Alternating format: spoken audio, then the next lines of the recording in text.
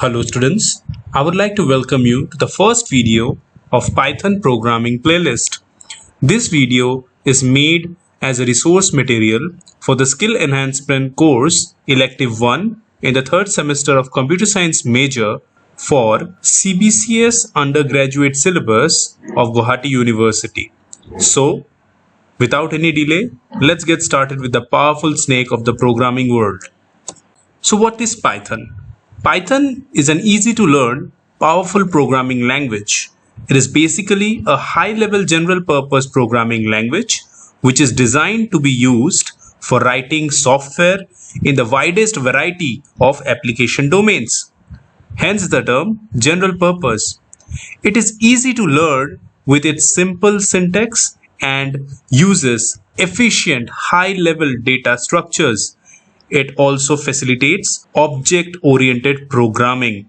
Object-oriented programming is based on the concept of objects which can contain both data and code to work explicitly on that data. Although object-oriented programming is beyond the scope of your syllabus, still, I will try to cover it in some other video in near future.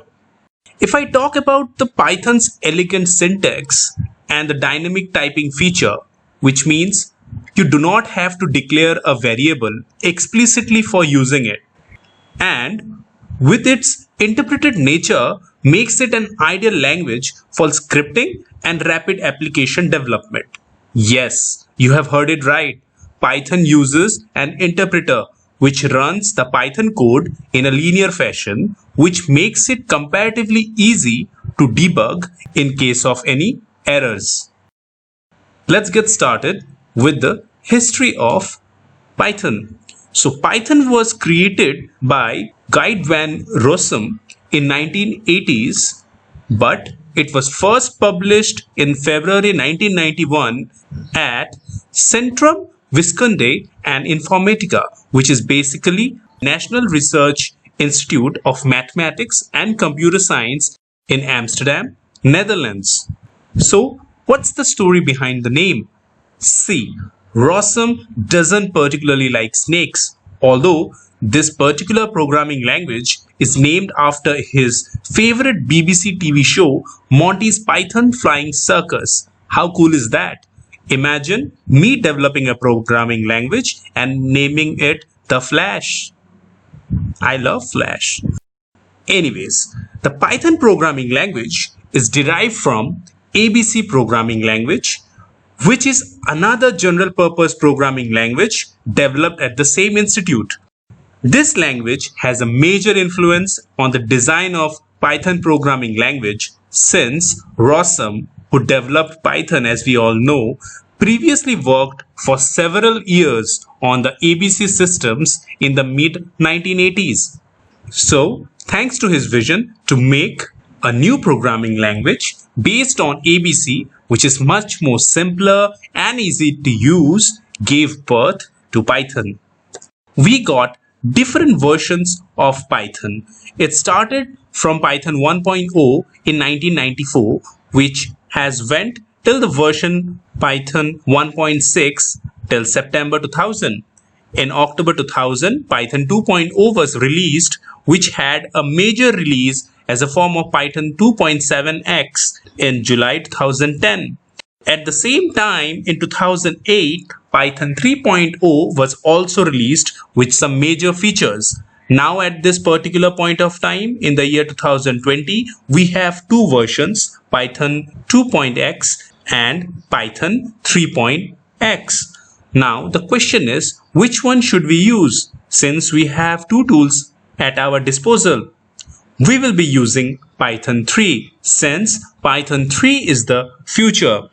In initial 2015, the Python 2.7 was supposed to be a dead project, although as most of the projects were already written in Python 2, end of life date was again postponed to 2020. So we can assume that in a year or two, all the existing Python 2.7 systems will be ported to Python 3.0. So for better understanding, we will start with Python 3.0.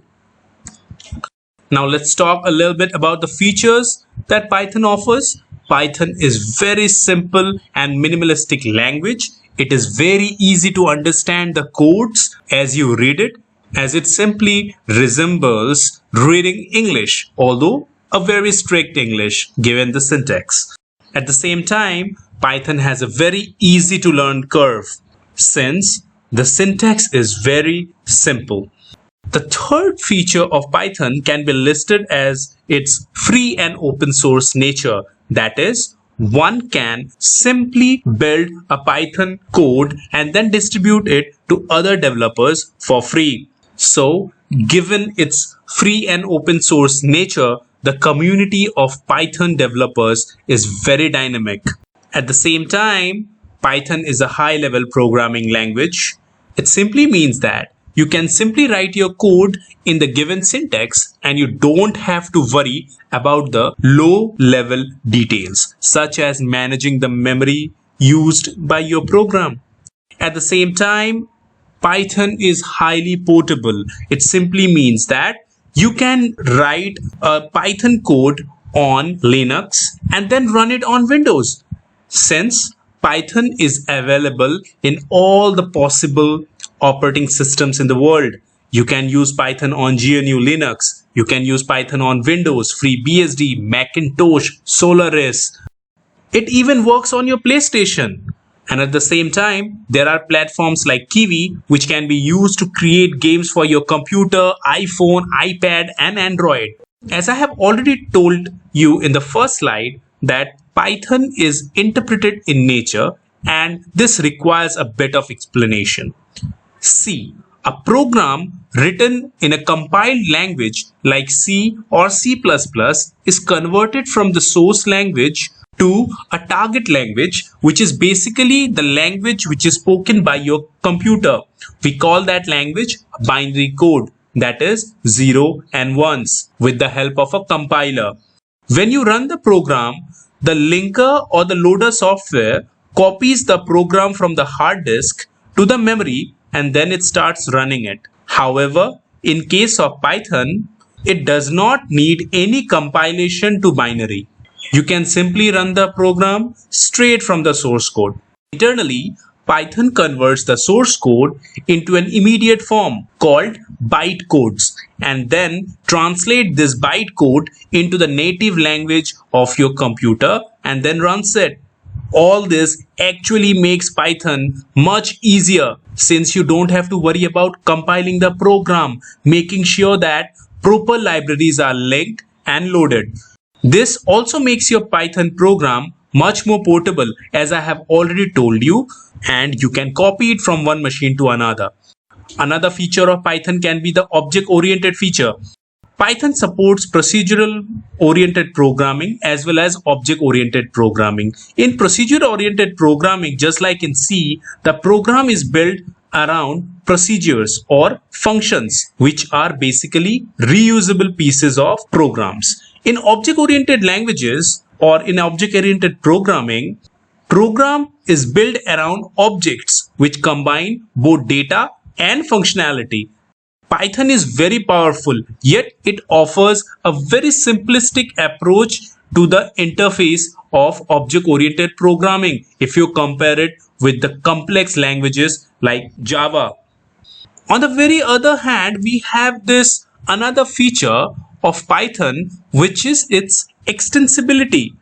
In other words, Python is basically written in C programming language at its core. So, if you need a critical piece of code to run very fast or want to have some piece of algorithm not to be open, you can code that part of your program in C or C++ and then use it in your Python program. In other words, you can call your C program functions inside your Python code.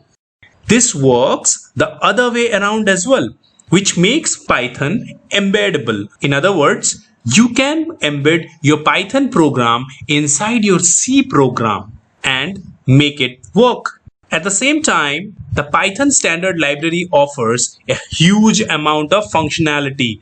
It helps you to do various things. which involves regular expression, documentation generation, if you want to go for testing, if you go for threading or databases, or you can perform FTP, you can generate and work with XML files, you can work with cryptography, you can make your graphical user interface. There are so many different kind of tasks which can be performed using the Python standard library. This is something which is known as batteries included philosophy of Python. It means that once you install the Python package, all this extensive standard libraries will be available to you. And at the same time, there are third-party high-quality libraries available at the Python package index, which you can download and use it as much as you want.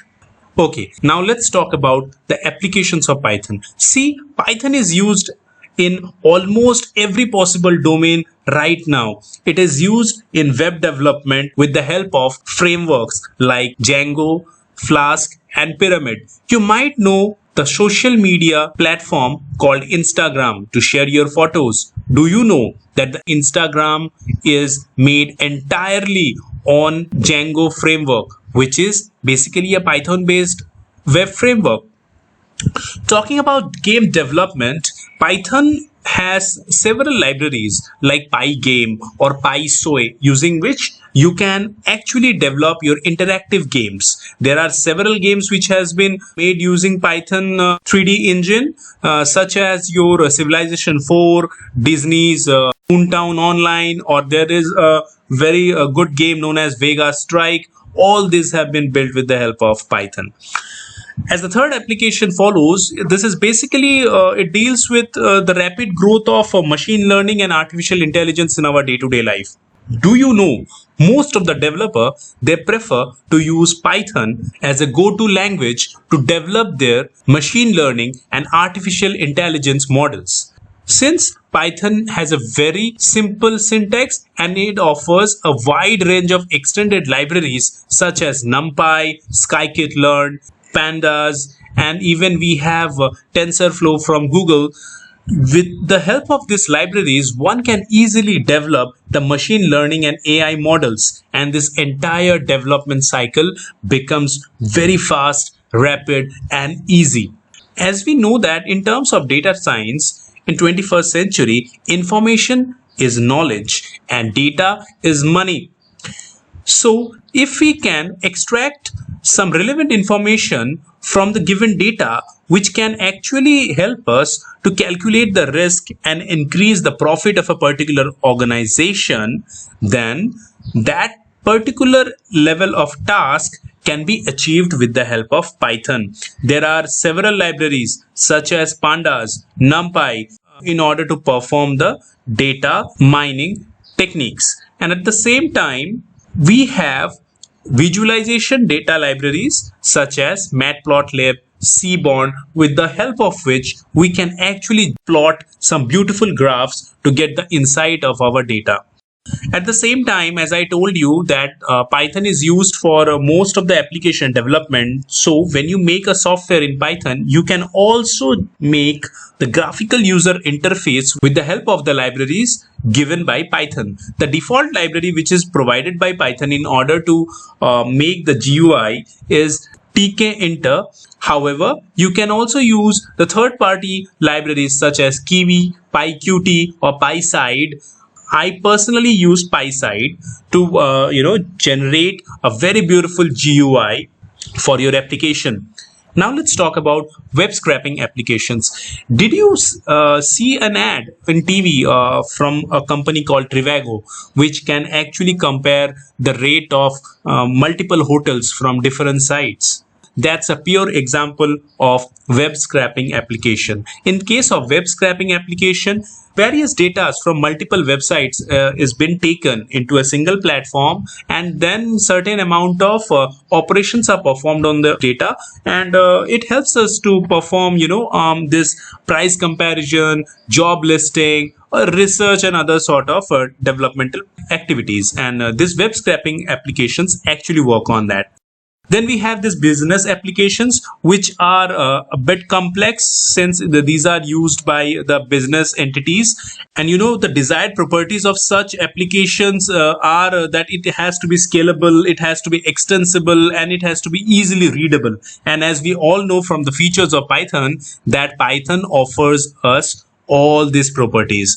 So there are platforms like Triton which are used to develop such business applications. At the same time, we have some audio video applications being developed with the help of Python. For example, we have TeamPlayer, we have CPlay, which already uses the Python inbuilt libraries to make applications. At the same time, the computer aided design work is a very complicated application which is used by most of the designers. So there are certain applications for CAD which uses Python, such as your Fandango, which you can use to generate beautiful CAD diagrams.